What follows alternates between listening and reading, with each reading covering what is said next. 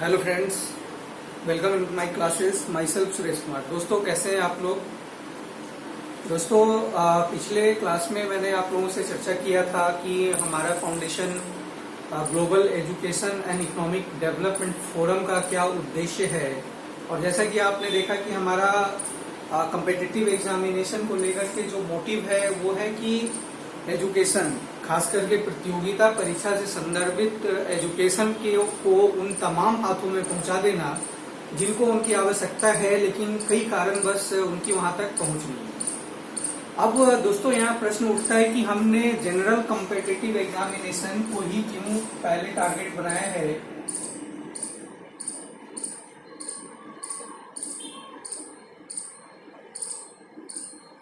General competitive examination को target बनाने का हमारा मूल उद्देश्य ये है कि ऐसे तमाम छात्र जो कई समस्याओं का सामना करते हैं, खास करके यहाँ पे पारिवारिक स्थिति और दूसरा इकोनॉमिकल जो कंडीशन होता है, ये दो चीज छात्रों को काफी प्रभावित करते हैं, विद्यार्थियों को काफी प्रभावित करते हैं।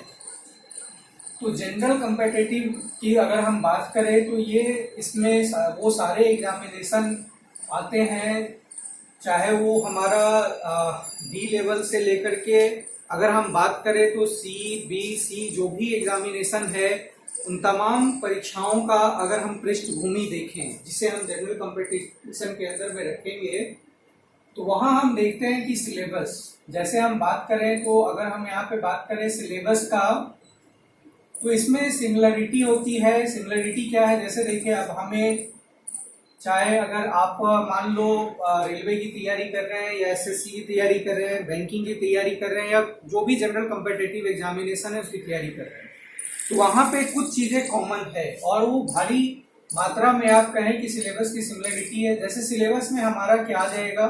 सबसे पहले मैथ्स है, दूसरा हमारा रीजनिंग,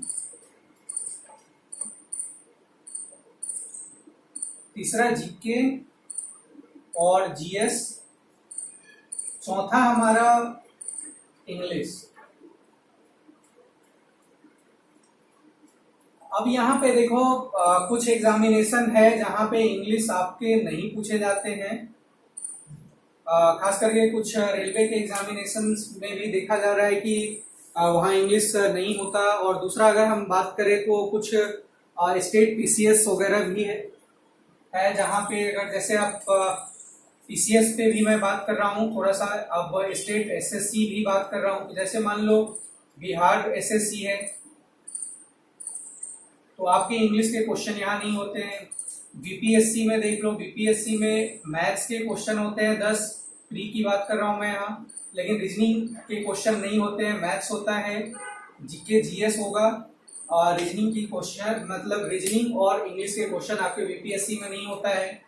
तो इस तरह से देखा जाए तो हमारे लिए चाहे वो बी ग्रेड का एग्जामिनेशन हो या ए ग्रेड का एग्जामिनेशन हो, ए ग्रेड जैसे यहाँ पे मैं कुछ एग्जांपल दूंगा, चाहे वो आईएएस या पीसीएस, और डी ग्रेड के एग्जामिनेशन में बहुत सारे एग्जामिनेशन है जो आप अच्छी तरह से जानते हैं, चाहे वो रेलवे का हो या फिर हम एसएससी के थ्रू भी लिए जाते हैं एग्जामिनेशन। तो यहाँ पे देखो, यहाँ अगर हम आईएएस पीसीएस की बात करें तो भी आपको मैथ्स, आईएएस के लिए मैथ्स, रीजनिंग, इंग्लिश, जीके और जीएस। मैं यहाँ पे मैथ्स प्री की बात कर रहा हूँ आईएएस पीसीएस के लिए। जैसे आईएएस में देखो, आईएएस में सीसेट होता है, तो सीसेट में पूरा का पूरा आपका पास होने की संभावना बन जाती है अगर मैथ, रीजनिंग और पैसेज सही है तो लोग सीसेट पास कर जाते हैं। पीसीएस, यूपी पीसीएस में भी सीसेट का एग्जामिनेशन होता है। बीपीएससी में अभी मैंने बोला कि 10 क्वेश्चन मैथ्स के होते हैं।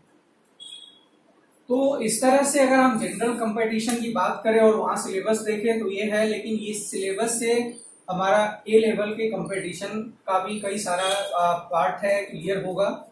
बी लेवल से लेकर के और सी लेवल तक अगर हम यहाँ देखें तो ये तमाम एग्जामिनेशन में हमारे यही कॉम्पिटिटिव एग्जामिनेशन का सिलेबस होता है, मैथ, रीजनिंग, जीके, जीएस और इंग्लिश। तो यहाँ पे हमारा जो क्लासेस होगा एक कंटिन्यूटी के तौर पे होगा, और सबसे पहले मैं आप लोगों का क्लास मैथ्स एंड रीजनिंग से शुरू करूंगा, और यहाँ पे नियमित आपका ऑनलाइन क्लासेस होगा, उसका एक प्लेटफॉर्म आप लोगों को अवेलेबल कराया जाएगा। यहाँ देखिए दूसरा मोटिव हमारा क्या है। पहला आपने समझा कि हम इससे क्या होगा कि आप अगर मान लो बेस, जिसे हम कहते हैं बेस, हमारा कॉम्पिटिटिव एग्जामिनेशन के लिए हमारा बेस तैयार होगा। और दूसरा मोटिव क्या है कि अगर हम जनरल कंपटीशन की बात करते हैं तो यहाँ तमाम ऐसे छात्र भी जुड़ जाएंगे जो 10+2 यानी 12वीं पास कर चुके हैं। तो ऐसे छात्र भी यहाँ जुड़ जाएंगे, क्योंकि 10+2 के बाद कई सारी ऐसी वैकेंसियां आती है जहाँ पे आपका सिलेबस यही है, मैथ, रीजनिंग, जीके और इंग्लिश।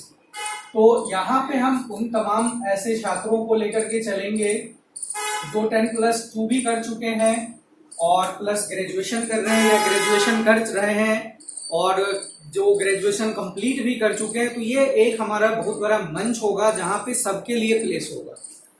दूसरा क्या है यहाँ पे कि सबसे बड़ी बात है कि देखो, कहा जाता है कि हमारा लक्ष्य हमेशा बहुत ऊपर होना चाहिए। मैं भी मानता हूँ कि हमारा लक्ष्य हमेशा ऊपर होना चाहिए। आप ऐसे समझे कि निशाना जितना दूर लगाओगे आप तो उतना ही कमान खींचना पड़ता है। तो मान लो अगर हम चोटी पे निशाना लगाते हैं, यहाँ पे निशाना लगाते हैं और कमान यहाँ से खींच रहे हैं, तो यहाँ तक नहीं पहुंच रहा है तो इसके नीचे तक तो पहुंचेगा। तो कहने का मतलब हमें तैयारी हमेशा अपर लेवल की करनी चाहिए। लेकिन अपर लेवल की तैयारी करना, यहाँ मान लो अगर हम ए लेवल की तैयारी कर रहे हैं, चाहे वो आईएएस हो या पीसीएस हो, इन लेवल का अगर हम तैयारी कर रहे हैं तो इसके लिए सबसे पहले हमारा बेसिक कंसेप्ट क्लियर होना चाहिए। इसका मैं नेक्स्ट क्लास में आप लोगों को, पहले मैं क्लास शुरू करने से पहले आप लोगों को बुक लिस्ट बताऊंगा। तो मेरा दूसरा मोटिव जो अभी यहाँ पे मैं बात कर रहा हूँ क्या है, आप लोगों का बेस तैयार करना। एक तो सबसे पहले कि हम इसमें 12 से लेकर के जो 12 पास कर चुके हैं या फिर 12 से पहले भी अगर जो ज्वाइन करना चाह रहे हैं, ऑल स्टूडेंट्स को हमें इसमें जोड़ना है। जो जनरल कॉम्पिटिटिव एग्जामिनेशन का हमारा मोटिव ये है। दूसरा ये है कि यहाँ पे आपका बेस तैयार करना। अगर मान लो जैसे हमें कुछ आगे सोचा कि हमें आगे आईएएस पीसीएस लेवल के एग्जामिनेशन की तैयारी करनी है, तो हमारा रणनीति क्या होगा, इस पे भी मैं बराबर चर्चा करता रहूंगा। जैसा कि आप लोग मुझे जानते होंगे कि मैं आईएएस पीसीएस के लिए पढ़ाता रहा हूँ।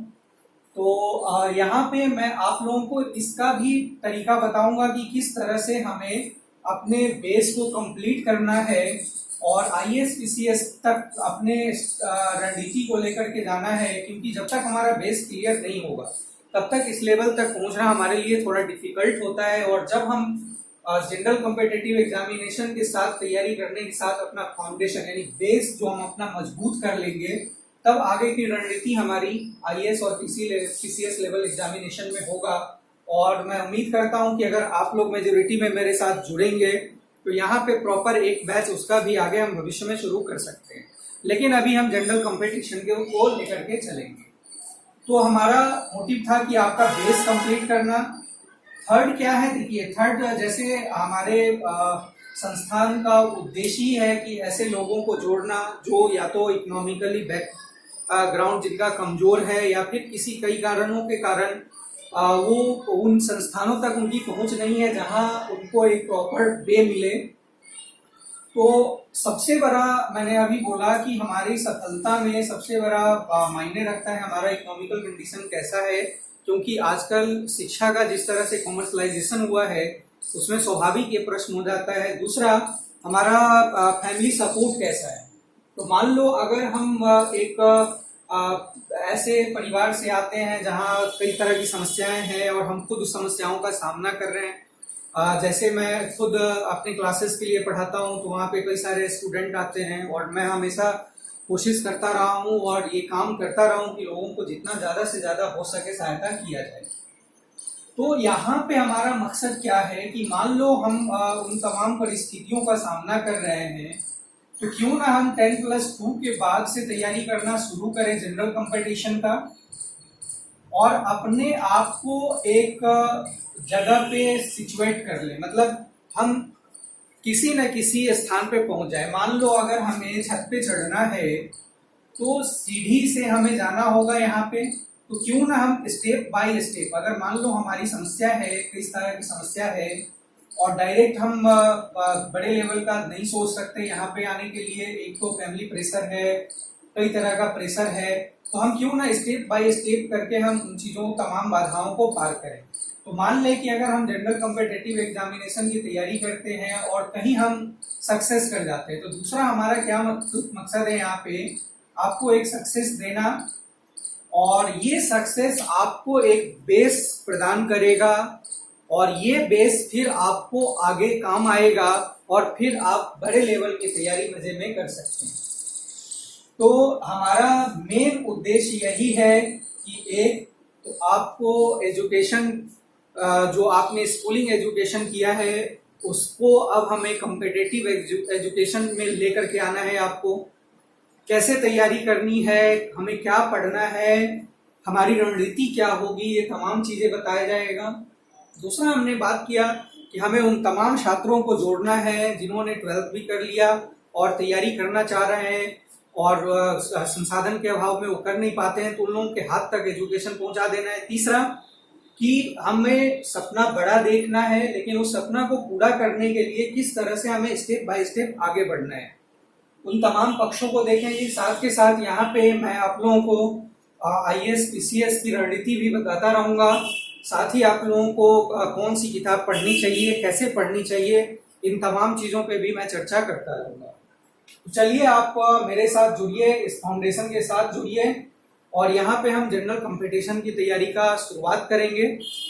आप लोगों को मैं एक बार फिर बता दूं कि सबसे पहले मैं क्लास मैथ्स और रीजनिंग से शुरू करूंगा, तो आप जुड़े यहाँ पे और देखें, क्लास को नियमित करें।